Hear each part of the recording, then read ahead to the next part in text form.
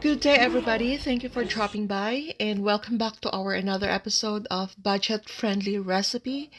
And in this recipe, I've used like 3 to 4 ingredients. So let's start.